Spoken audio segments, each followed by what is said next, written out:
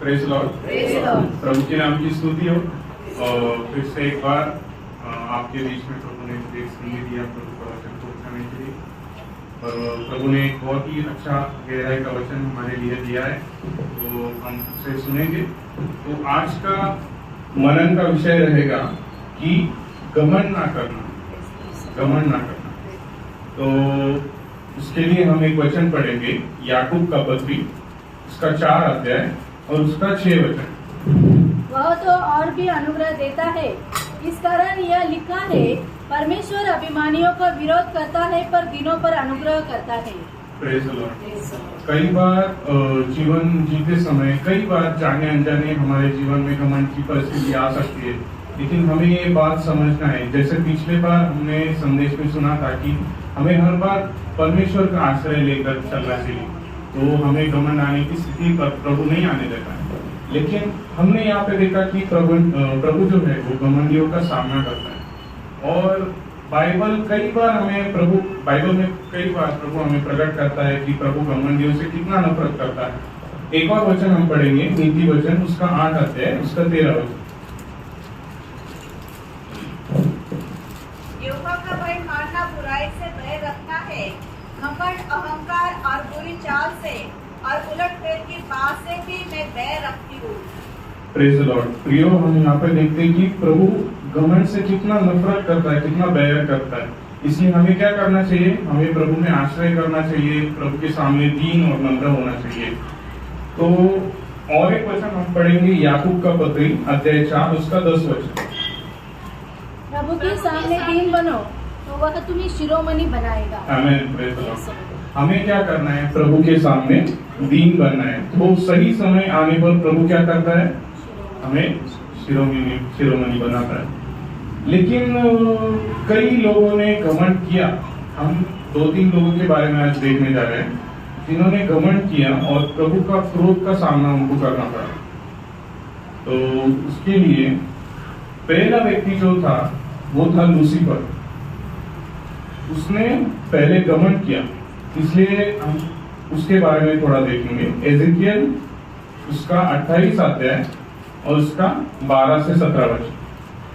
हे मनुष्य की संतान, स्वर्गीय राजा के विषय में विलाप का गीत बनाकर उसे कहो, परमेश्वर यो कहता है, तू तो उत्तम से भी उत्तम है, तू बुद्धि से भरपूर और सर्वांग सुंदर है, तू परमेश्वर की अदर नाम के भारी में था।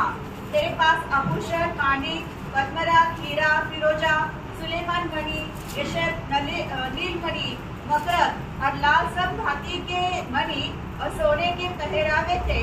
तेरे डफ और बांसुरियां तुझसे बनाई गई थी। जिस दिन तू सिरजा गया था उस दिन में सभी तैयारी की गई थी। तू छाने वाले अभिषिक्त कुरूप था। मैंने तुझे ऐसा ठहराया कि तू परमेश्वर के पवित्र पर्वत पर रहता था। तू आग सिरे के चमकने वाले मणिकों के बीच चलता फिरता था। जिस दिन तुझे सिरजा गया और जिस दिन तक तुझमें कुटिलता न पाई गई, उस समय तक तू अपनी सारी चाल चलन में निर्दोष रहा। परंतु लेन देन की बहुताई के कारण तू उपद्रव से भरकर पापी हो गया। इसी से मैंने तुझे अपवित्र जानकर परमेश्वर के पवित्र पर्वत से उतारा।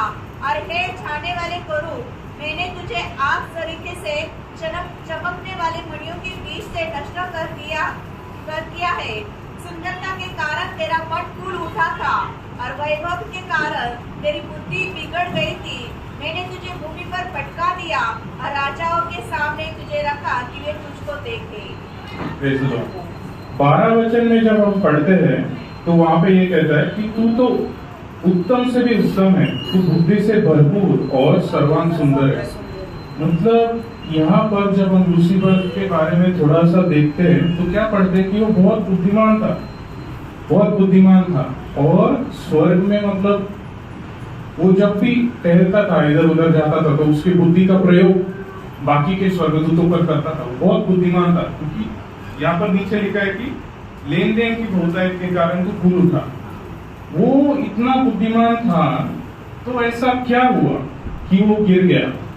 इसके लिए हम एक वचन पढ़ेंगे, एजेकियल उसका 28 का 17 वापस एक बार।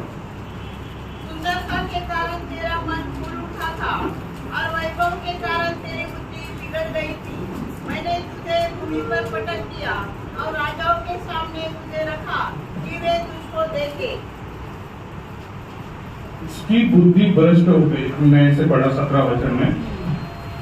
क्योंकि जब किसी के ऊपर कोई अगर एक वस्तु में अच्छा होता है तो उसको घमंडी होने का बहुत एक अवसर होता है। तो जब लूसीफर ये देखता था कि मेरे जैसा कोई सुंदर नहीं है, मेरे जैसा कोई बुद्धिमान नहीं है, तो उसे घमंड होने का अवसर आया उसके मन में। और उसने क्या किया, एजेकिएल उसका 28 अध्याय और उसका 2 वचन का फर्स्ट पार्ट। हे मनुष्य की संतान, स्वर्गीय प्रधान से कहो, परमेश्वर यो कहता है, तूने मन में भूलकर यह कहा है, मैं ईश्वर हूँ, मैं समुद्र के बीच परमेश्वर के आसन पर बैठा हूँ। देखो, अभी यहाँ पर हम देखते हैं कि ये निर्मिति थी प्रभु, और प्रभु ने इसको बहुत सुंदर बनाया था, बहुत बुद्धिमान बनाया था, और ये केरूब था। लेकिन जब इसके मन में कैसे आया, देखो प्रभु के खिलाफ उसने क्या किया, उसने मन में फूल कर ये कहा, मैं ईश्वर हूँ, मैं समुद्र के बीच परमेश्वर के आसन पर बैठा हूँ। अभी जिस प्रभु ने मुझे बनाया, जो मेरा प्रभु है, उसके विषय उसने कैसा विचार किया। तो कई बार मतलब लोगों के संसार के भी मतलब हम देखते हैं कि कई बार लोगों के दिल में बहुत ऐसे ख्याल आता है कि मैं जो हूँ सबसे अच्छा हूँ, मुझसे अच्छा कोई नहीं। और कई बार वो ये बात भूल जाता है कि प्रभु ने मुझे बनाया है, प्रभु ने मेरी सृष्टि की है, प्रभु ने मुझे एक विशेष उद्देश्य से बनाया है। लेकिन कई बार इंसान ये बात को भूल जाता है और अपने मन में गलत विचार करने लगता है और प्रभु की राह से भटक जाता है। तो ये क्या कारण हो जाता है, उसकी घमंडी बनने का कारण हो जाता है। इसलिए हम और उसके बारे में थोड़ा पढ़ेंगे। आइजिया उसका 14 अध्याय और उसका 12 से 14।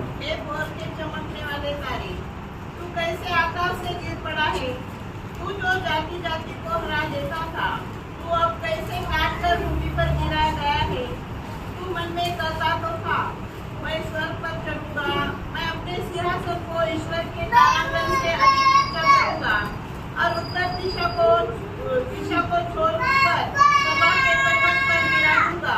मैं मेघों से भी ऊंचे ऊंचे स्थानों के ऊपर चढ़ूंगा, मैं परम प्रधान के तुल्य हो जाऊंगा। परंतु अधोलोक में उस गड्ढे की तह तक उतारा जाएगा। जो तुझे देखेंगे तुझको ताकते हुए तेरे विषय में सोच कर कहेंगे, क्या यह वही पुरुष है जो पृथ्वी को चैन से रहने न देता था और राज्य में गंजाट डाल देता था। यहाँ पर 14 वचन में जब हम देखते हैं तो क्या पढ़ते हैं कि मैं परम प्रधान के तुल्य हो जाऊंगा। ऐसा लूसीफर अपने मन में सोचता है, सिर्फ सोचता है, लेकिन वो एक बहुत बड़ी गलती वो कर रहा था, क्योंकि प्रभु के खिलाफ होना ये बहुत बड़ा पाप है। कई बार हम भी कई विचार से प्रभु के खिलाफ हो जाते हैं और घमंडी होने का कंडीशन में आ जाते हैं। लेकिन हमें बार बार मन फिरना है, बार बार हमें ये सोचना है कि मैं ऐसा नहीं कर सकता क्योंकि मैं एक मसीह व्यक्ति हूँ। हर बार हमें क्या करना है, प्रभु का आश्रय लेना है, प्रभु से कहना है कि प्रभु आपके सिवाय मैं कुछ नहीं कर सकता, आप ही मेरा सब कुछ है। तभी हम वो अवस्था से बच सकते हैं। इस अवस्था से बचने के लिए हमें और भी अधिक प्रभु के अनुग्रह की जरूरत होती है। और रेवलेशन उसका 21 अध्याय, प्रकटीकरण 21 अध्याय और उसका 27 वचन हम पढ़ेंगे। उसमें कोई अपवित्र वस्तु या घृणित काम करने वाला या झूठ का करने वाला किसी रीति से प्रवेश न करेगा, पर केवल वे लोग जिनके नाम मेमने की जीवन की पुस्तक में लिखे हैं। देखो, अभी स्वर्ग में कोई अपवित्र वस्तु नहीं रह सकती, लेकिन अभी लूसीफर ने क्या किया था, अपने मन में विचार किया था। लेकिन जो भी हम मन में सोचते, जो भी कुछ करते, या हमें ऐसे लगता है कि हमें कोई नहीं देखता, लेकिन सब कुछ सृष्टि करता जो बनाने वाला है, सृष्टि का बनाने वाला वो हमारे मन को भी देख सकता है। तो स्वर्ग में जब ये ऐसा विचार कर रहा था तो प्रभु को मालूम हुआ कि ये ऐसे कर रहा है। तो इसलिए प्रकटीकरण में हम क्या पढ़ते हैं कि कोई भी अपवित्र वस्तु स्वर्ग में नहीं रह सकती। इसलिए क्या हुआ, लूका उसका 10 अध्याय 18 वचन, उसने उनसे कहा, मैं शैतान को बिजली के समान स्वर्ग से गिरा हुआ देख रहा था। Praise the Lord. यहाँ पर प्रभु यीशु मसीह अपने चेलों से कह रहा है कि मैंने लूसीफर को बिजली के समान गिरते हुए देखा, क्योंकि प्रभु वहां पे था। तो जो उसने किया, लूसीफर ने जो किया, वो बिल्कुल प्रभु को पसंद नहीं आया। और कोई अपवित्र वस्तु स्वर्ग में नहीं रह सकती, इसलिए प्रभु ने क्या किया, लूसीफर को वहां से नीचे गिरे गए। और एक व्यक्ति के बारे में हम पढ़ेंगे, निर्गमन उसका 5 अध्याय उसका 2 वचन।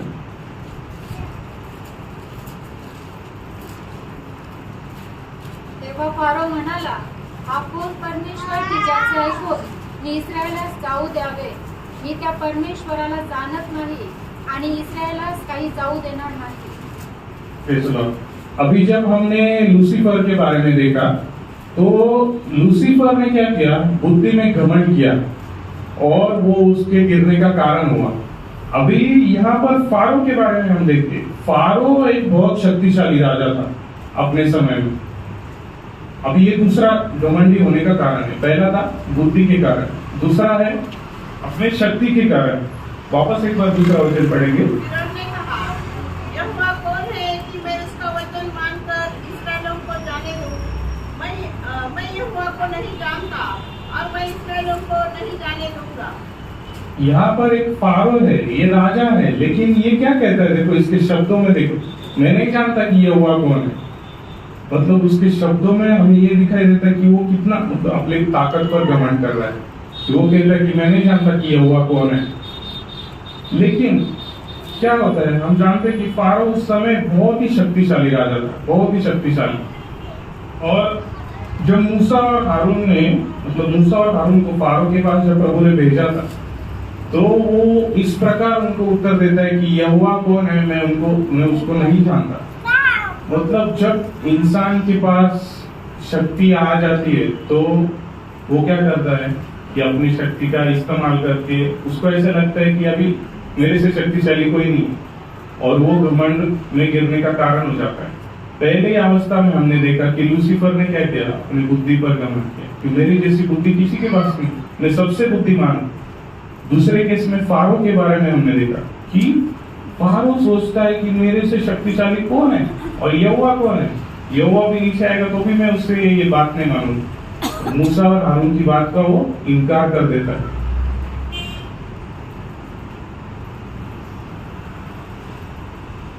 कई बार हम यहाँ पर देखने वाले हैं कि कई बार फारो को, मतलब प्रभु मूसा और हारून के द्वारा समझाने की कोशिश करता है कि मेरे लोगों को जाने दो, मेरे लोगों को जाने दो। लेकिन फारो क्या करता है, अपने मन को कठोर करता है और वो बिल्कुल वैल्यू नहीं करता है कि सामने वाला कौन है, मैं उससे नहीं डरता। तो वो बात को बिल्कुल ये नहीं करता है और अपने आप मन को और कठोर करता है, कठिन करता है और प्रभु की बात का इनकार करता है। और मूसा और हारून का भी वो बात नहीं मानता है। वो कहता है कि यहोवा कौन है, मैं नहीं मानूंगा। अभी हम यहाँ पर देखने जा रहे हैं कि फारो ने मतलब कितनी बार मतलब उसको वार्निंग दी थी कि मेरे लोगों को जाने दो, मेरे लोगों को जाने दो। लेकिन फारो अपने मन को और कठिन करते गया, और कठिन करते गया। शुरुआती में क्या हुआ कि प्रभु ने फारो को एक चांस दिया था कि मेरे लोगों को जाने दो, मेरे लोगों को जाने दो। तो उसने क्या किया, अपने मन को कठोर किया। और कई बार प्रभु की वार्निंग आ रही थी, प्रभु उसको समझा रहा था कि अपने मन को कठोर मत करो, लेकिन उसने क्या किया, प्रभु की बात को नहीं माना। तो फिर अभी बारी थी प्रभु की। प्रभु ने क्या किया, फिर प्रभु ने उसका मन कठोर करना शुरुआत किया। पहले उसको चांस दिया था प्रभु ने कि अपने मन को कठोर ना करना, लेकिन उसने अपना मन कठोर किया, उसने प्रभु की बात नहीं मानी। तो फिर प्रभु ने क्या किया, उसके मन को कठोर करना शुरुआत किया। इसलिए हम कई थोड़े से वचन के द्वारा देखेंगे। निर्गमन उसका 7 अध्याय और उसका 8 से 13 तक। फिर यहोवा ने मूसा और हारून से इस प्रकार कहा, जब फिरौन तुमसे कहे अपने प्रमाण का कोई चमत्कार दिखाओ, तब हारून से कहना अपनी लाठी लेकर फिरौन के सामने डाल दे कि वह अजगर बन जाए। तब मूसा और हारून ने फिरौन के पास जाकर यहोवा की आज्ञा के अनुसार किया। और जब हारून ने अपनी लाठी फिरौन और उसके कर्मचारियों के सामने डाल दी, तब वह अजगर बन गई। तब फिरौन ने पंडितों और टोना करने वालों को बुलवाया और मिस्र के जादूगरों ने आकर अपने अपने तंत्र मंत्र से वैसा ही किया।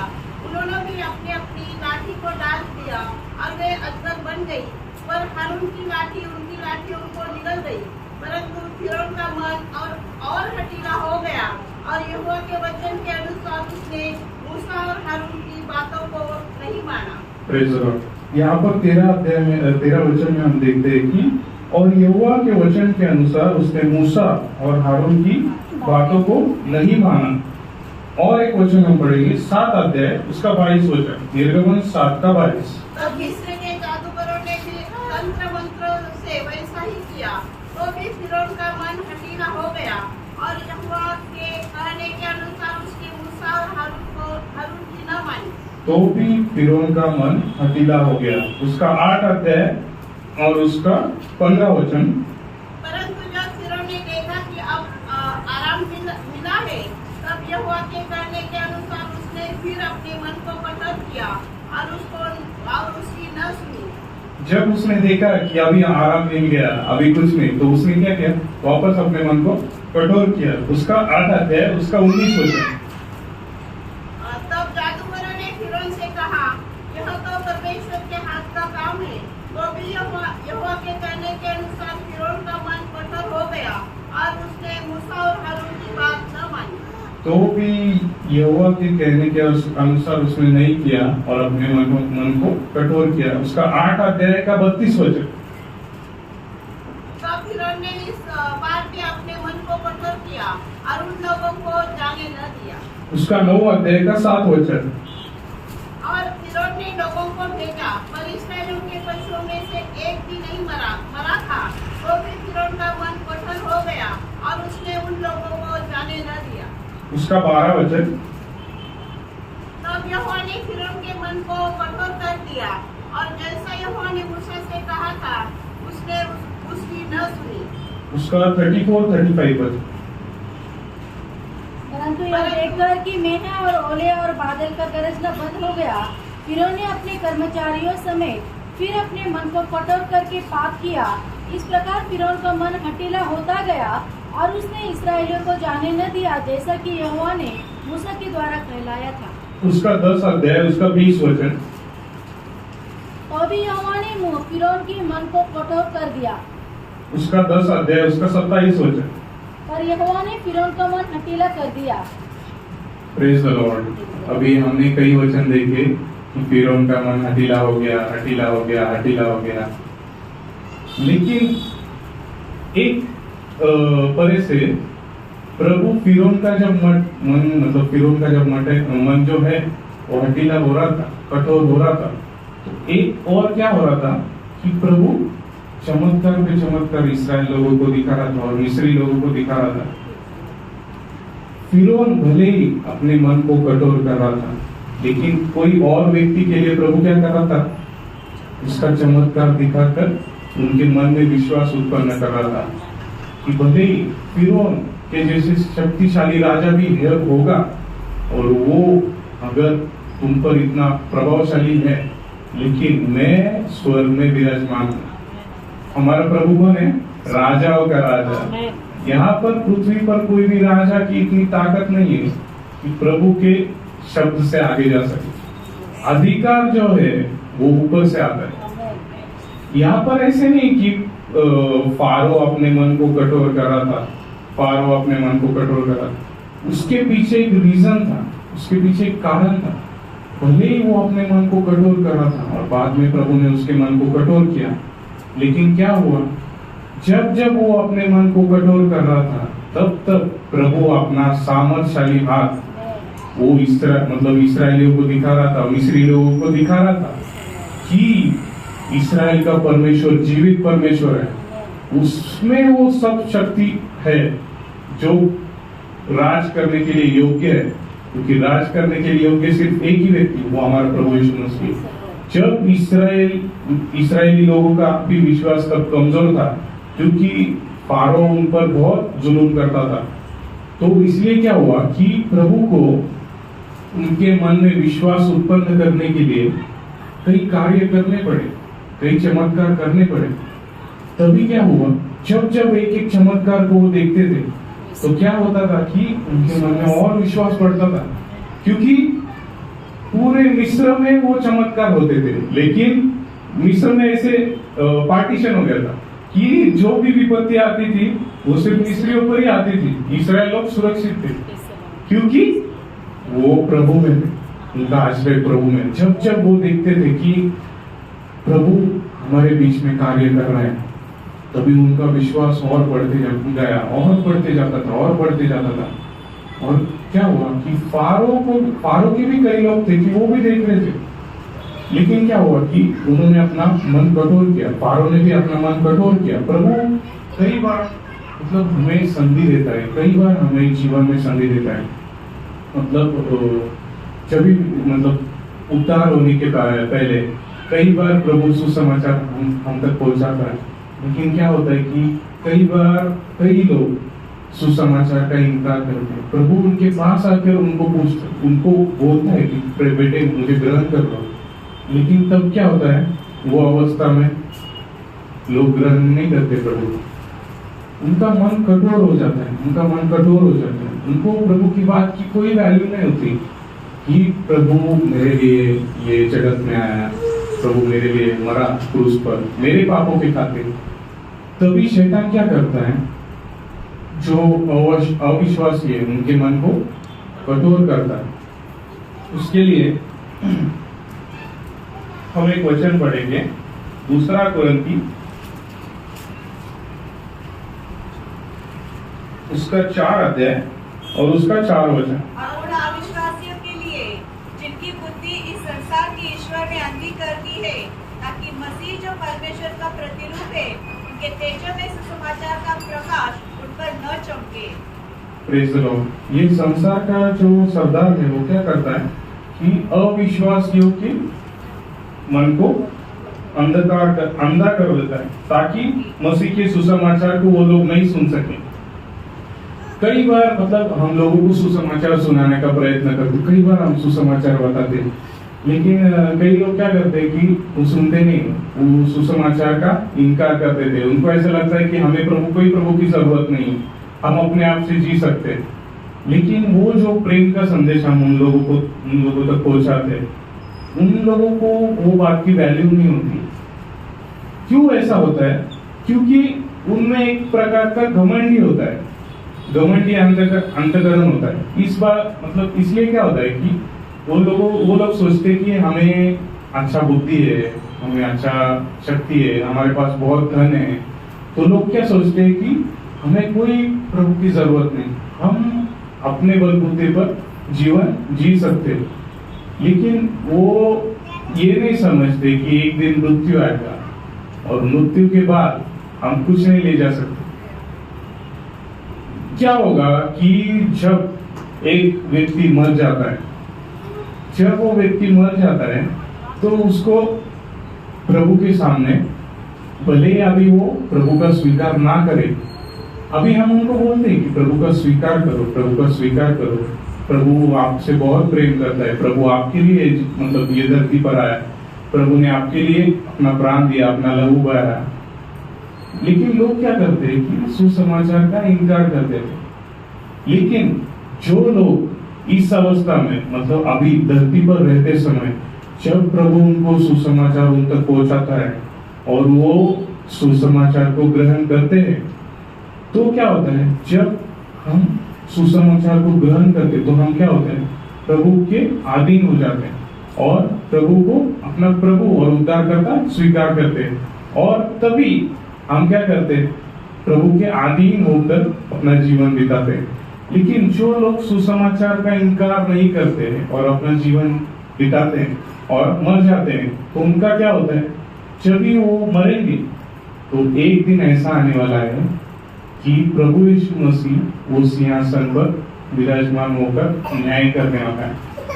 तभी जिस व्यक्ति ने प्रभु का स्वीकार नहीं किया, भले अभी लोग बोलते कि हमें प्रभु की कोई जरूरत नहीं, लेकिन एक समय ऐसा आने वाला है कि उनको घुटने टेक कर प्रभु कबूल करना ही पड़ेगा। लेकिन फिर भी उनको बचने का चांस है क्या? नहीं है। मतलब जीवन एक ही है और उसके बाद मृत्यु है। तो अगर ये जीवन बिताते समय अगर हम प्रभु के सामने दीन नहीं हुए, प्रभु का स्वीकार नहीं किया और जब समय रहते हुए घुटने में आकर प्रार्थना नहीं किया, तो मरने के बाद उस व्यक्ति का क्या होगा? उसको प्रभु अपने आप घुटने पर लेके आएगा। उसको घुटने पर आकर प्रभु स्वीकार करना ही पड़ेगा और फिर प्रभु क्या करेगा? तभी उसको नरक में डालेगा। लेकिन बचने का चांस है क्या? नहीं। जब भी उसको चांस था तब उसने क्या किया? अपने मन को कठोर करते गया। उसको ऐसे लगा कि मुझे किसी की जरूरत नहीं। लेकिन जब परिस्थिति उसके हाथ से निकल जाती है, तभी उसके बुद्धि उसकी प्रज्वलित होती है और तभी उसको लगता है, अरे यार अभी मुझसे कुछ नहीं हो सकता। तभी वो क्या करता है? तभी प्रभु करने लगता है। लेकिन जब सही समय रहता है, जब अवसर होता है, जब संधि होती है, तभी लोग प्रभु का स्वीकार नहीं करते, प्रभु को कोई वैल्यू नहीं देते। प्रभु ने जो अनमोल उद्धार जो मनुष्य के द्वारा कभी किसी व्यक्ति को नहीं मिल सकता था, वो प्रभु ने स्वयं जगत में आकर में दिया, अपने प्रिय पुत्र को हमारे लिए दिया। लेकिन लोग, संसार के लोगों का मन क्या करता है? शैतान अंधकार में कर देता है, अंधा कर देता है, उनको सुनने नहीं देता है और उनके मन को विचलित करता है। वो प्रकाशमय जो सुसमाचार है, तेजोमय सुसमाचार, उसका प्रकाश उनके मन पर ना चमके, इसलिए शैतान बहुत प्रयत्न करता है। लेकिन मैं धन्यवाद देना चाहता हूँ कि यहाँ पर जितने लोग उद्धार पाए हैं, प्रभु का अनुग्रह उन पर हुआ है बहुत बड़ा। अभी ये समय में किसी का उद्धार होना बहुत कठिन है। मतलब ऐसी परिस्थिति आ चुकी है कि पाप इतना बढ़ चुका है इस दुनिया में कि लोग बिल्कुल प्रभु का स्वीकार करने के लिए बिल्कुल उनको राजी नहीं होते। लेकिन जो लोग प्रभु ने अभी चुन के अलग किए, वो बहुत प्रभु के बहुत वैल्यूएबल लोग हैं। प्रभु उनकी बहुत इज्जत करते हैं कि प्रभु का जो समर्पण उनके लिए था क्रूस पर, उसका उन्होंने विश्वास किया, उस प्रिय पुत्र पर उन्होंने विश्वास किया, उसको प्रभु करके ग्रहण किया, उद्धार करके।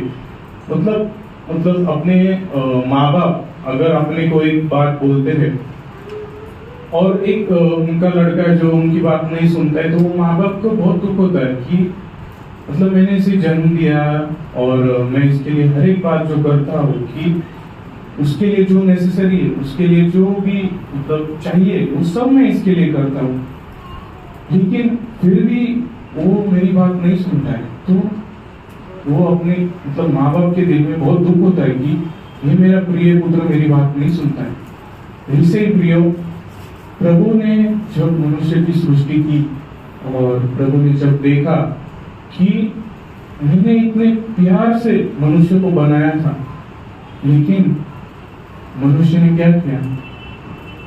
पाप करके परमेश्वर के विरुद्ध हो गया और प्रभु की बातों से विरहित हो गया, प्रभु का इनकार करने लगा।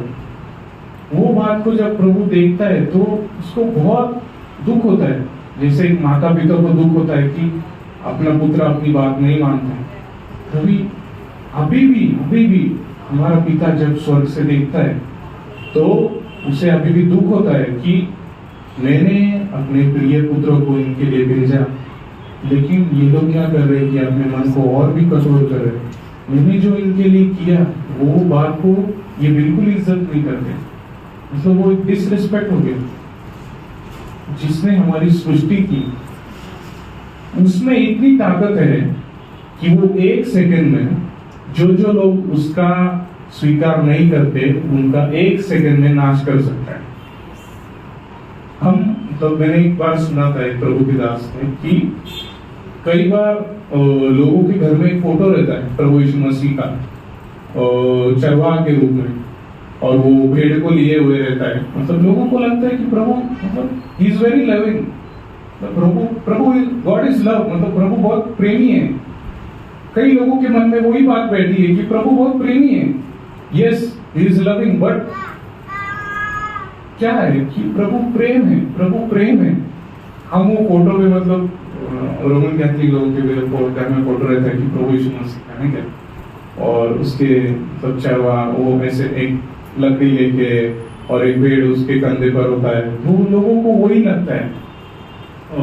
जब मैं मुंबई में रहता था ट्रेनिंग के लिए, तो मैं मतलब एक पीजी में रहता था और वो लोग रोमन कैथलिक थे, तो उनके घर में ना ऐसे ऊपर ऐसा फोटो लगा था प्रभु यीशु मसीह का, और उसको मतलब एक जीरो का बल्ब होता है ना वो उसके सामने, तो हर रोज वो उसका उनका करते थे, और उनको लगता था कि ये करके अपन सब कुछ कर सकते, मतलब उनके गले में बड़ा क्रॉस और खाना पीना और शराब पीना, लेकिन शाम को क्या करने का, एक बार आके उसको प्रेस करने का, बस अब ये हो गया, फिर वापस रूटीन में क्या करने का, जो करते हैं वही करने का। तो मैं सोचता था कि ये लोग कैसे, मतलब प्रभु को ऐसे, मतलब उनको लगता है कि प्रभु प्रेम है और जो भी अभी हम कर सकते हैं वो करेंगे और एक बार वापस से माफी मांग लेंगे। लेकिन मैंने प्रभु के दास से सुना था कि ये लोगों के घर में फोटो रहता है और उनको लोगों को लगता है कि प्रभु यीशु मसीह बहुत प्यारा है, बहुत प्रेमी है, लेकिन वो अगर ठान ले तो प्रभु का दास कहता है कि वो हमारे, अगर जो जो लोग उसका विरोध करते और उसके वचन का अविश्वास करते हैं, तो जो लोग उसकी बात नहीं मानते उन लोगों की वो उनको समाप्त कर सकता है एक ही सेकंड में, क्योंकि वो ज्वलनशील है, वो अपनी महिमा किसी और को नहीं देता, वो धर्मी है। इसीलिए जब प्रगटीकरण में हम देखते हैं कि वो अंत में न्याय करने वाला है, तो जब वो न्याय करेगा, तो पहले प्रभु यीशु मसीह ये जगत में जब आया तो मेमना था, हमारे लिए मेमना था, और लोग भी समझते कि मेमना था, लेकिन लोग ये बात भूल जाते हैं कि वो एक यहूदा गोत्रा का सिंह भी है, मतलब मेमने का रूप वो लेकर आया, लेकिन वो एक सिंह भी है। जब वो ये जगत में आया तो उसने सब सह लिया, हमारे लिए सब सह लिया, उसने कोई बात की परवाह नहीं की, हमारे लिए सब सह लिया। लेकिन जब वो अभी अंत में न्याय करने वाला है, तभी न्याय करने का अधिकार पिता उसको दे देगा। अभी क्या हो रहा है कि जब भी लोग स्वीकार नहीं करते प्रभु का, या मसीह लोग भी जब पाप में पड़ते, तो क्या होता है कि प्रभु हमारे लिए विनती कर रहा है, अभी भी कंटिन्यूअसली वो विनती करते रहता है पिता के लिए। लेकिन एक समय ऐसा आने वाला है कि न्याय करने का अधिकार प्रभु यीशु मसीह के हाथ में पिता देने वाला है। तो अभी जो मध्यस्थी करने वाला है वो अभी न्यायासन पर बैठेगा। तो अभी मध्यस्थी करने वाला कौन है? अभी जो मध्यस्थी कर रहा है, सपोज मतलब ये वकील लोग जो होते हैं, वो एक ही व्यक्ति का केस लड़ते, तभी वो उसकी बहुत मतलब उसके बाजू से बहुत उत्तर प्रत्युत्तर करते हैं। लेकिन सपोज वही व्यक्ति, वही वकील आगे जाकर एक जज बन जाता है, तभी उसका काम चेंज होता है, तभी वो विनती नहीं कर सकता, तभी उसका काम क्या है? फिर न्याय करना, और वो भी उचित न्याय करना। जब भी वो अभी हमारी मध्यस्थी कर रहा है, हमारी वकालत जब तक कर रहा है, तभी तक समय है कि प्रभु का स्वीकार करे, क्योंकि जब भी वो वकील जब न्यायाधीश बन जाएगा, तभी किसी को ये कहने की भी मतलब हिम्मत नहीं है कि प्रभु ये गलत है। मैं एक बात सोच रहा था कि सबसे खतरनाक वचन बाइबल में है कि अगर मरने के बाद किसी व्यक्ति को प्रभु ये कहे कि मैं तुम्हें नहीं जानता, तो उसके लिए वो सबसे खतरनाक बात है, क्योंकि उसकी बात सुनने वाला कोई है क्या? कोई नहीं। सबसे भयावह बात वो है, scariest thing in the Bible, word saying that I do not know you, depart from me. मतलब मैं तुम्हें नहीं जानता। जो वो व्यक्ति हमारी वकालत कर रहा है, आज तक हमारे लिए विनती कर रहा है, वो अगर न्यायाधीश बन जाए और वो अगर कहे कि मैं तुम्हें नहीं जानता, तभी किसी व्यक्ति में उतनी ताकत नहीं है कि प्रभु का सामना कर सके। तो जब भी प्रभु प्राप्त हो सकता है, प्रभु जब तक हमें अवसर देता है, प्रभु की संधि जब तक है, तभी हमारा काम क्या है? प्रभु के सामने नम्र बनकर उसका स्वीकार करना, उसके मार्गों पर चलना, उसके वचन के अनुसार चलना और उसको प्रसन्न करके जीवन बिताना। Praise Lord. अभी हमने क्या देखा कि लूसीफर के बारे में देखा। लूसीफर में जो बुद्धि थी उसके कारण उसमें घमंड उत्पन्न हुआ। दूसरा व्यक्ति के बारे में हमने देखा फारो, वो बहुत शक्तिशाली था। उसको ऐसा लगता था मैं बहुत शक्तिशाली हूँ और मेरे जैसा कोई नहीं। अभी हम और एक व्यक्ति के बारे में देखने जा रहे हैं। उसमें कौन सा प्रकार का घमंड था? उसमें घमंड था धन का। तो उसके लिए हम एक वचन पढ़ेंगे, लूका उसका 16 अध्याय उसका 19 से 21 तक। एक धनवान मनुष्य था जो व्यंजनी कपड़े और मलमल पहनता और प्रतिदिन सुख विलास और धूमधाम के साथ रहता था। लाजर नाम का एक कंगाल और घाव से भरा हुआ उसकी देवड़ी पर छोड़ दिया जाता था और वो चाहता था कि धनवान की मेज पर के झूठन से अपना पेट भरे, यहाँ तक कि कुत्ते भी आकर उसके घाव को चाटते थे। ऐसा हुआ कि वो कंगाल मर गया और स्वर्गदूतों ने उसे लेकर अब्राहम की गोद में पहुंचाया। वो धनी भी मर गया और गाड़ा गया और अधोलोक में उसने पीड़ा में पड़े हुए अपनी आंखें उठाई और दूर से अब्राहम की गोद में लाजर को देखा। तब उसने पुकार कर कहा, हे पिता अब्राहम, उस पर दया कर कि लाजर को भी भेज दे, ताकि वह अपनी उंगली का सिरा पानी में भिगोकर मेरे जीव को ठंडा करे, क्योंकि मैं इस ज्वाला में तड़प रहा हूँ। परंतु अब्राहम ने कहा, हे मेरे पुत्र, स्मरण कर कि तू अपने जीवन में अच्छी वस्तुएं ले चुका है और वैसे ही लाजर पूरी वस्तुएं, परंतु अब वह यहाँ शांति पा रहा है और तू तड़प रहा है। इन सब बातों को छोड़, हमारे और तुम्हारे बीच एक भारी गड्ढा ठहरा गया है कि जो यहाँ से उस पार तुम्हारे पास जाना चाहे वह न जा सके और न कोई यहाँ से उस पार हमारे पास आ सके। उसने कहा, हे पिता, मैं तुझसे विनती करता हूँ कि तू उसे मेरे पिता के घर भेज, क्योंकि मेरे 5 भाई हैं और वह उनके सामने इन बातों की गवाही दे। ऐसा न हो कि वे भी इस पीड़ा की जगह में आए। अब्राहम ने उसे कहा, उनके पास तो मूसा और भविष्यवक्ताओं की पुस्तक है, वे उनकी सुने। उसने कहा, नहीं हे पिता अब्राहम, पर यदि कोई मरे हुए से उनके पास जाए तो वे मन फिराएंगे। उसने उसे कहा, जब वे मूसा और भविष्यवक्ता की नहीं सुनते तो यदि मरे हुए में से जो कोई भी उठे तो भी उसकी नहीं मानेंगे। Praise Lord. और प्रिय, हमने यहाँ पर एक पैसेज देखा जिसमें हमने देखा कि एक धनी व्यक्ति था, धनवान व्यक्ति। उसका नाम बाइबल में नहीं दिया है, कई बार हमने सुना है, लेकिन लाजरस का दिया है। तो यहाँ पर क्या देखते हैं कि एक धनी व्यक्ति था और उसको अपने धन पर बहुत भरोसा था, बहुत यकीन था। उसका आश्रय उसके धन पर था। लेकिन वो जब धन उसका स्वामी बन गया था इनडायरेक्टली, उसको भी ये पता नहीं चला।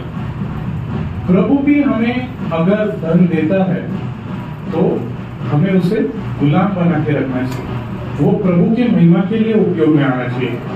लेकिन यहाँ पर हम देखते हैं कि भले वो धनवान था, लेकिन इनडायरेक्टली वो धन उसके ऊपर प्रभुत्व करता था और उसको अपने धन पर बहुत भरोसा था।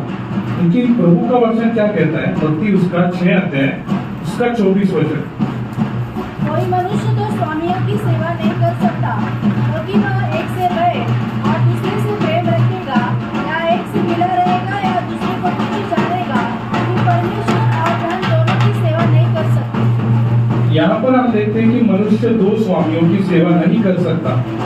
लेकिन अभी यहाँ पर शैतान को इनडायरेक्टली धन करके प्रबोधित किया गया। तो कोई व्यक्ति प्रभु और शैतान दोनों की सेवा नहीं कर सकता। अभी सपोज दो बातें एक साथ नहीं हो सकती। अभी यहाँ पर लाइट जो चल रही है, तो अगर यहाँ पर ज्योति है पूरी, लेकिन अगर हम यहाँ पर सब लाइट्स बंद कर दे तो यहाँ पर क्या हो जाएगा? अंधेरा हो जाएगा, तो पूरा अंधकार हो जाएगा ना, तो ज्योति पूरी जाएगी। लेकिन जब हम अंधकार करेंगे, यहाँ पर अभी ये हॉल में पूरा अंधकार हो गया, सपोज इमेजिन यहाँ ये हॉल में पूरा अंधकार हो गया, लेकिन एक भी, अभी यहाँ पर बहुत सारे ट्यूबलाइट्स हैं, लेकिन एक भी ट्यूबलाइट अगर वो अंधकार की अवस्था में हमने जलाई तो क्या होगा? ज्योति आ जाएगी। ऐसे होगा क्या कि अंधकार भी है ज्योति भी है? नहीं, जब अंधकार में ज्योति प्रज्वलित होती है तो अंधकार अपने आप निकल जाता है।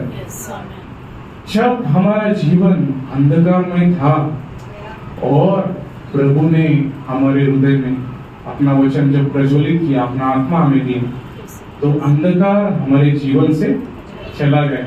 तो अभी ऐसे नहीं कि थोड़ा अंधकार थोड़ा लाइट, ऐसे नहीं।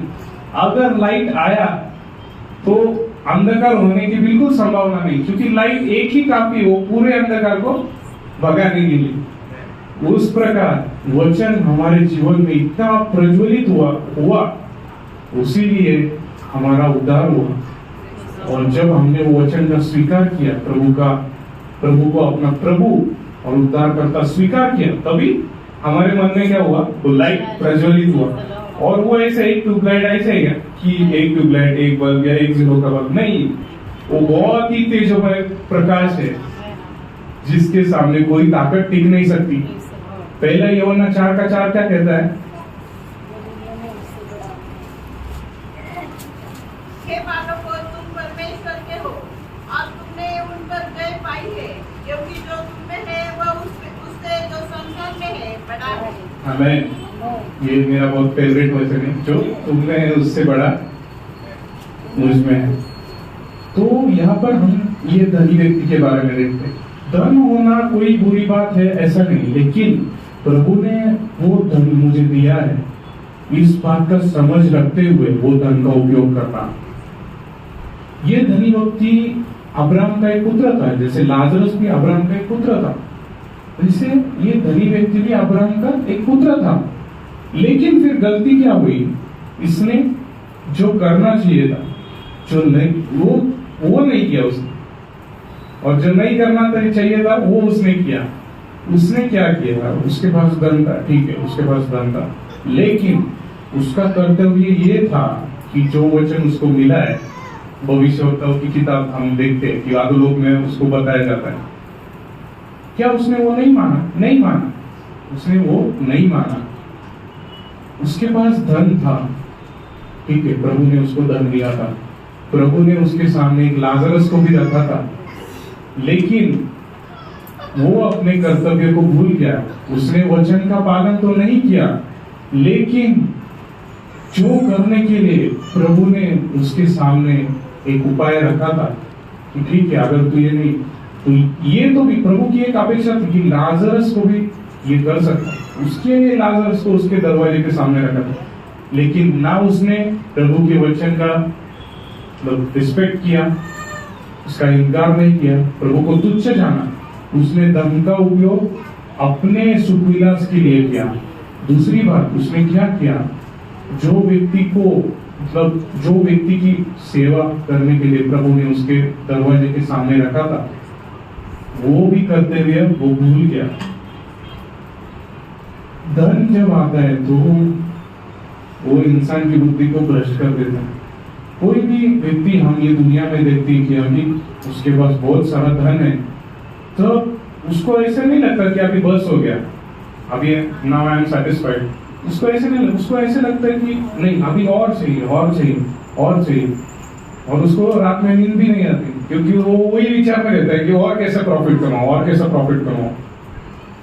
तो हमने यहाँ पर 3 व्यक्तियों के बारे में देखा। पहला था लूसीफर, उसने क्या किया? उसने अपने बुद्धि पर घमंड किया। दूसरा व्यक्ति कौन था?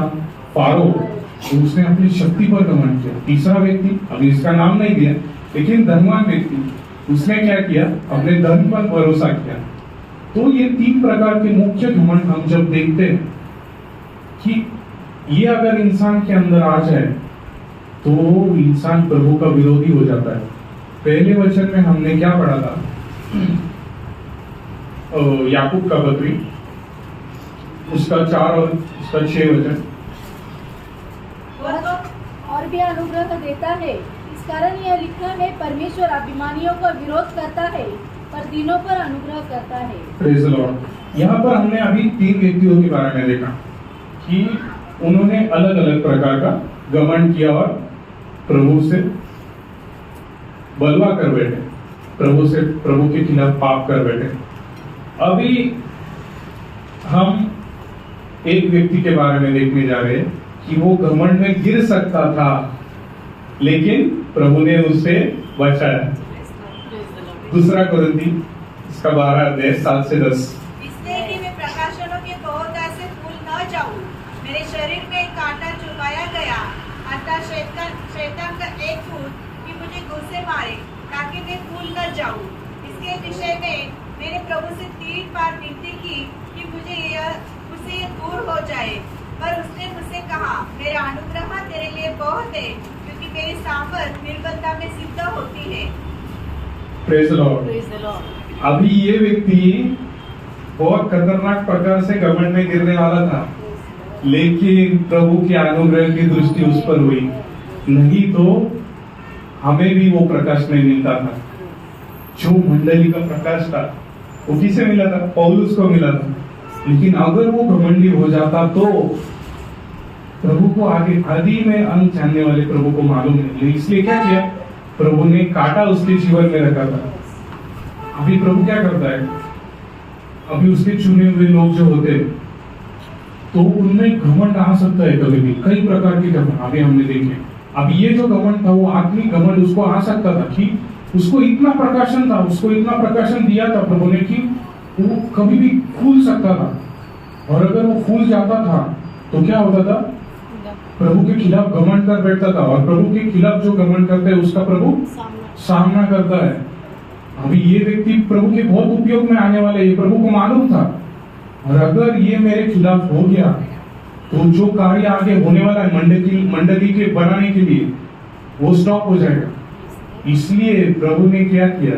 उसके जीवन में कांटा रखा। और एक वचन हम पढ़े वापस, उसका 10 वचन हम पढ़ेंगे।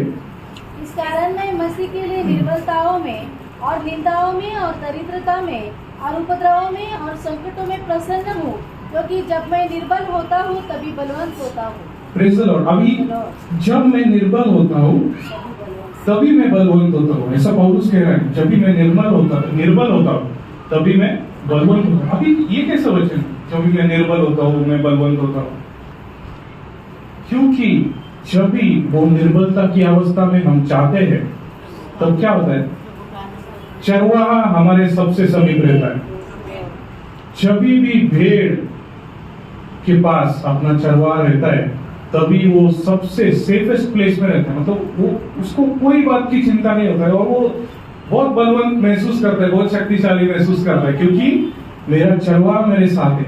जब वो निर्बलता की अवस्था में मनुष्य जाता है तभी प्रभु उसके बहुत समीप होता है।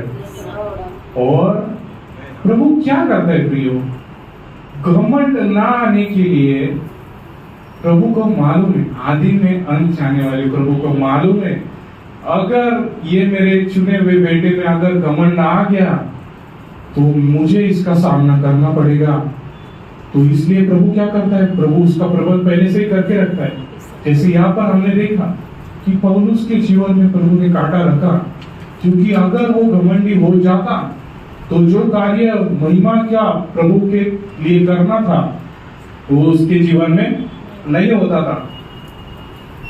अभी घमंडी होने के कॉन्सिक्वेंसेस, मतलब 3 प्रकार के घमंड हमने देखे, जो बुद्धि का था, जो शक्ति का था और जो धर्म का था। अब ये घमंड में ना गिरने के लिए प्रभु हमें कैसे बचाता है? प्रभु क्या करता है? हमारे जीवन में कष्ट भेजता है। कष्ट तभी क्या होता है, जब कष्ट या शत्रु हमारे जीवन में आ जाते हैं ना, मतलब जब नहीं रहते ना, तो हमें बहुत ये रहता है कि नहीं, कुछ भी हो जाए मैं इसका सामना कर सकता हूँ। लेकिन जब वो सामने आ जाता है तभी अरे बाबा नहीं, ये नहीं हो सकता मुझसे, तभी हमको समझ में आता है कि ये मुझसे नहीं हो सकता। लेकिन जब वो अनुभव में नहीं होते ना, तभी हमको लगता है नहीं, मैं बहुत शक्तिशाली हूँ, मैं बहुत बुद्धिमान हूँ। लेकिन जब परिस्थिति आती है ना, तभी हमारी बुद्धि अचानक खुल जाती है, नहीं बाबा ये तो बहुत खतरनाक है, इसका सामना मैं कैसे करूं। इसीलिए प्रभु क्या करता है, हमारे जीवन में कष्ट भेजता है। अभी सपोज एक चींटी जा रही है, चींटी जब जाती है तब उसके सामने पानी थोड़ा आगे, और जब हम ऊपर से देखते हैं तो हमें पता चलता है कि आगे पानी है, लेकिन वो चींटी को उसको बहुत दूर दिखता है कि अभी आगे जैसा उसको थोड़ा थोड़ा ही दिखता है ना, क्योंकि तो उसको क्या लगता है अच्छा रास्ता है, अच्छा रास्ता है, तो चलते रहते। लेकिन उसको ये नहीं पता कि आगे पानी है या आगे आग है। लेकिन हम जो मनुष्य ऊपर से देखते हैं तो हमें दिखता है अरे अरे चींटी गलत डायरेक्शन में जाने वाली है अभी। वैसे ही जब भी हम चलते हैं ना जीवन में, तभी हम चलते हैं तो हमें लगता है कि सब अनुकूल है, सब अच्छा चल रहा है। लेकिन ऊपर से जो देख रहा है उसको मालूम है कि सब अच्छा, इसको लगता है सब अच्छा चल रहा है, लेकिन अगर ये ऐसे ही चलते अगर रहेगा ना, तो इसके लिए खतरनाक बात, इसका नाश हो जाएगा। क्योंकि वो ऊपर से देख रहा है, हम नीचे से देख रहे हैं, हमको लगता है नहीं कुछ नहीं, सब अच्छा है। लेकिन ऊपर से देखने वाले हमारे पिता को सब मालूम है, उसको हमारी चिंता है। इसलिए वो क्या करता है, पहले से हमारे चींटी के सामने कुछ रख दिया तो क्या होगा, वो चींटी डाइवर्ट हो जाएगी। वैसे प्रभु क्या करता है, हमारे जीवन में कष्ट देता है, क्योंकि हम प्रभु के खिलाफ नहीं होना चाहिए। प्रभु को हमारी बहुत चिंता है, इसलिए प्रभु क्या करता है, प्रभु हमारी डायरेक्शन चेंज करता है, क्योंकि वो हमारा सच्चा चरवाहा है, वो हमारी रखवाली करता है, उसको हमारी चिंता है। अगर हम भटक जाए, वो बिल्कुल सह नहीं सकता, क्योंकि उसने हमारे लिए बहुत बड़ा दाम दे दिया है, जो हम कोई विचार नहीं कर सकते, कोई सोच नहीं सकता। इतना अनमोल दान उसने दिया है, और अगर वापस से हम वो नाश के मार्ग में जाने लगे, प्रभु वो बात सह नहीं सकता है। इसलिए प्रभु क्या करता है, हमारे जीवन में कष्ट भेजता है। अभी कष्ट आ गया तो अभी क्या करते हैं हम, अभी हमको पता चलता है कि हमसे कुछ नहीं हो सकता बाबा। पहले लग रहा था कि अब सब कुछ कर सकते, लेकिन कष्ट आने के बाद समझता है कि कुछ नहीं हो सकता मेरे से तो एक पत्ता भी नहीं हिल सकता। वही बात प्रभु को चाहिए कि तू मुझ पर आश्रय कर, जो भी तू करे वो अपनी बुद्धि पर, अपने बलबूते पर भरोसा करके नहीं करना, क्योंकि मैं तुम्हारा पिता हूँ। मुझ पर भरोसा कर, मैं तुम्हारे लिए वो मार्ग खोलूंगा। मुझ पर भरोसा करो, अपनी बुद्धि का सहारा बिल्कुल नहीं लेना, क्योंकि अगर तुम अपने बुद्धि में चलते रहोगे तो नाश की तरफ जाओगे। लेकिन मैं अगर तुम्हें ले चलूंगा तो मैं मार्ग, सत्य और जीवन, वो हमारा मार्ग है, वो सच्चा मार्ग है, वो हमें ले चलता है। हमें अगर वो मार्ग में अगर उसने रखा है तो वो अंत तक लेके जाएगा ही।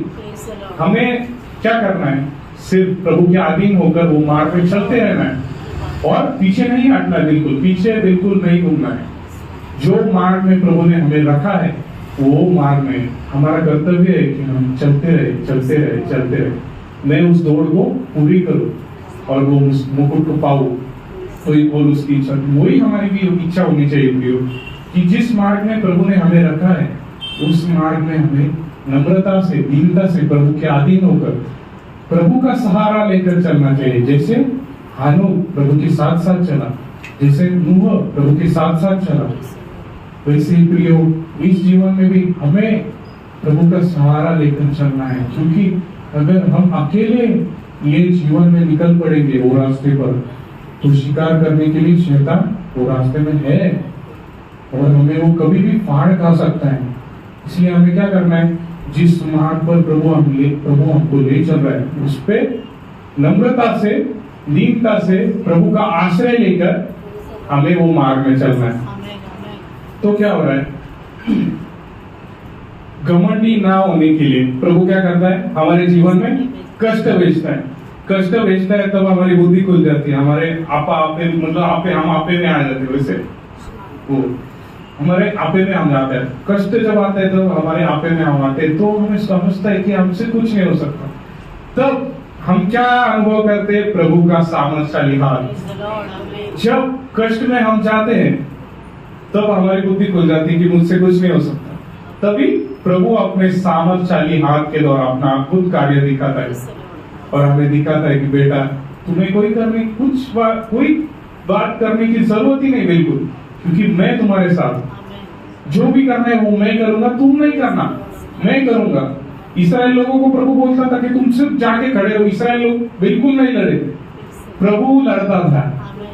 उनका काम क्या था? सिर्फ जाके खड़े रहना बस। लेकिन प्रभु उनके बाजू से लड़ता था, और प्रभु जब लड़ता है तब उसका सामना कोई नहीं कर सकता है। जब दावीद का पत्थर जब गोलियत को लगा तो वो क्या पत्थर से मारा? नहीं, वो पत्थर से नहीं मारा। वो कैसे मारा? प्रभु के हाथ से। दावीद जब गोलियत का सामना करने के लिए जा रहा था तो वो क्या बोल के गया? मैं यहोवा के नाम से जाता हूँ। और जब कोई व्यक्ति ये कहता है कि मैं यहोवा के नाम से आता हूँ, तब प्रभु का सामर्थ्यशाली हाथ, जिसको कोई नहीं रोक सकता है, किसी में उतनी हिम्मत नहीं कि प्रभु के हाथ का सामना कर सके। वो हाथ हमारे साथ होता है, हमारे अनुकूल होता है। तो हमने क्या देखा कि कष्ट आता है, हमारे घमंडी ना होने के लिए प्रभु क्या करता है? कष्ट देता है। हम जब कष्ट में जाते हैं तो हम प्रभु के अधीन हो जाते हैं अपने आप, और जब हम प्रभु के अधीन हो जाते हैं तो प्रभु का सामर्थ का कार्य देख सकते हैं। अभी जब प्रभु का सामर्थ का कार्य हम देखते हैं तो क्या होता है? हमारा विश्वास बढ़ता है। जब जब फारो को चमत्कार चिन्ह जब प्रभु दिखा रहा था तो एक एक चिन्ह देखकर मिस्री लोग और इस्राएल लोग बहुत मतलब इतना ये हो रहे थे, और जो इस्राएली लोग थे उनका विश्वास बढ़ रहा था कि ये मोशे जो बोल रहे हैं बाबा ये सच है, ये झूठ नहीं बोल रहे, क्योंकि प्रभु अभी ऊपर से दिखा रहा है अपना सामर्थ्यशाली हाथ। वैसे ही जब कष्ट में जाते हैं तभी हमारा क्या होता है? हियाव बढ़ता है, क्योंकि हम वो कष्ट के अनुभव में प्रभु का सामर्थ्यशाली हाथ देख सकते हैं कि प्रभु हमारे साथ होता है तो कितना सामर्थ्यशाली कार्य कर सकता है। वैसे इसलिए प्रियो क्या है कि जब हमने देखा कि घमंड होकर इंसान कैसे बर्बाद हो सकता है या प्रभु का सामना मतलब वो कर सकता है, तो प्रभु वो नहीं होने के लिए क्या करता है? हमारे जीवन में कष्ट भेजता है। और कष्ट जब आता है तो हम प्रभु का सहारा लेते हैं कि प्रभु मुझसे कुछ नहीं हो सकता, सब कुछ आप ही कर सकते, सब कुछ मेरे लिए आप ही हो, मैं कुछ नहीं कर सकता। जब वो लेवल में इंसान जाता है ना, तो प्रभु अपने आप उसको उठाता है अपने हाथ में, और जब प्रभु उसको उठाता है तो कोई उसका सामना नहीं कर सकता। हमारा कर्तव्य क्या है? हमारा कर्तव्य यही है, जब भी अगर कष्ट के अनुभव में हमें भले ही जा रहे हैं, लेकिन वो हमारे भलाई के लिए, हमारे पिता को मालूम है कि अगर इसको मैं ये कष्ट नहीं दूंगा तो ये बर्बाद हो जाएगा, और प्रभु को ये सहन नहीं हो सकता, क्योंकि उसने हमें बहुत दाम लेकर, बहुत मोल देकर खरीदा है। तो प्रभु की ये बिल्कुल मतलब प्रभु बिल्कुल ये सोच नहीं सकता कि इसका नाश हो, क्योंकि मैंने इसको इसके लिए बहुत दाम दिया है, मैं इससे बहुत प्यार करता हूँ, बहुत प्रेम करता हूँ। इसलिए प्रभु क्या करता है? हमारा विश्वास बढ़ाने के लिए हमें कष्ट के अनुभव में जाने देता है। तो प्रेज द लॉर्ड, हमने आज देखा कि 3 प्रकार के घमंड, और चौथा जो है वो आत्मिक घमंड होने से पौलुस को प्रभु कैसे बचाता है, हमारा विषय था। और मेरा ये मतलब प्रभु का मतलब मैं जब ये संदेश प्रिपेयर कर रहा था तो प्रभु ने मुझे ऐसा बताया कि ये संदेश का ऑब्जेक्टिव ये है कि प्रभु हमें घमंडी होने से कैसे बचाता है। तो क्या करता है? हमारे जीवन में कष्ट भेजता है, और कष्ट ऐसे है कि हम मतलब 1 किलो ही उठा सकते हैं तो प्रभु 100 किलो देगा, ऐसे है क्या? नहीं, प्रभु को मालूम है कि हम कितना सह सकते हैं, हमारे सहने से ज्यादा बाहर प्रभु कभी नहीं देगा। लेकिन ये बात हमें समझनी चाहिए कि मेरा पिता जो है वो मुझे मेरी भलाई के लिए है, जो कष्ट भी मेरे जीवन में आ रहे वो मेरी भलाई के लिए। प्रभु नहीं चाहता कि मेरा नाश हो, प्रभु नहीं चाहता कि प्रभु मेरा सामना करे, क्योंकि प्रभु अगर मेरा सामना करेगा तो मैं बच नहीं सकता। तो मेरा कर्तव्य यही है कि मैं प्रभु का आश्रय करूं, और घमंडी होने से अगर प्रभु मुझे बचा रहा है, मुझे अगर कष्ट के अनुभव में ले जा रहा है, तो मेरी भलाई के लिए उसमें मुझे आनंद करना चाहिए कि प्रभु धन्यवाद, आप मुझे इस अवस्था में लेके जा रहे हो, मेरा नाश होने से प्रभु धन्यवाद। तो प्रभु आपको वचनों के द्वारा आशीष दे।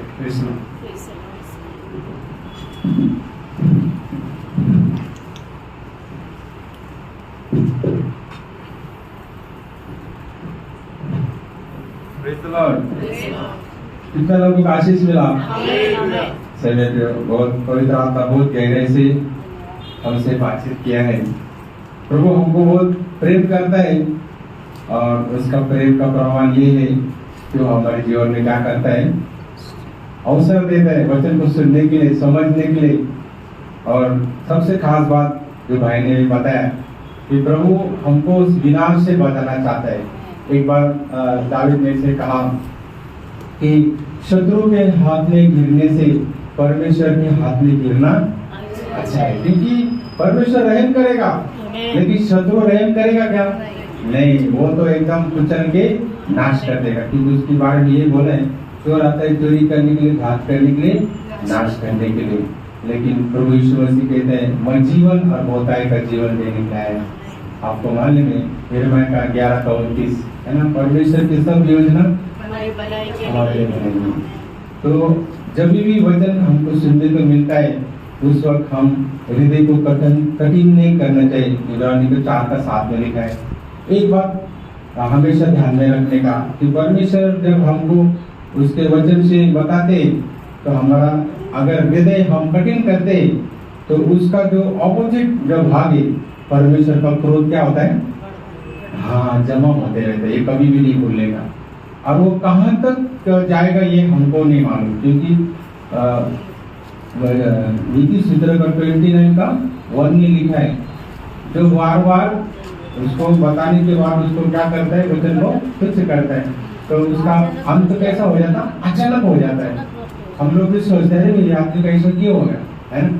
तो परमेश्वर जानता है कि बहुत से वक्त देने के बाद भी वो व्यक्ति जब नहीं सुनता है तो अचानक मृत्यु आ जाता है। वो मनुष्य के लिए बहुत ही खतरनाक है। और एक सी खतरनाक बात है कि प्रेरित का काम उसका 13 काम 40 और 41 में किया है कि तुम अगर परमेश्वर के वचन को तुच्छ करते हैं तो ऐसा एक समय आ जाएगा कि आपको कितना भी समझाने के बाद भी आप समझ नहीं सकेंगे। और ये अवस्था सबसे खतरनाक है कि परमेश्वर उस व्यक्ति को छोड़ देता है, फिर उसको बचने के लिए कोई भी शांति नहीं रहता। इसलिए जब भी प्रभु का वचन हमको सुनने को मिलता है हम तुरंत प्रभु की ओर सरेंडर करना। तो आइए, प्रभु ने हमको बहुत वचन के द्वारा आशीषित किया है। इस वक्त हम धन्यवाद के साथ प्रार्थना करें।